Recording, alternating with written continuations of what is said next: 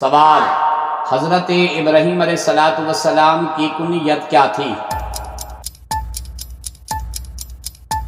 جواب: ابو ضیافہ، مہمانوں کا باپ۔ سوال: دنیا کی سب سے پہلی طلاق کس نے دی؟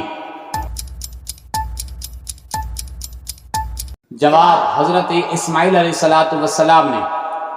سوال: جنتیوں کی سب سے پہلی غذا کیا ہوگی؟ جواب: مچھلی کی جگر کا کباب ہوگی۔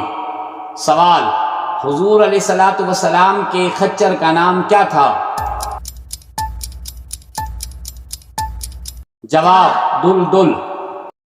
سوال: شیخ الاسلام کن کو کہا جاتا ہے؟ جواب: حضرت ابو ذر غفاری رضی اللہ تعالی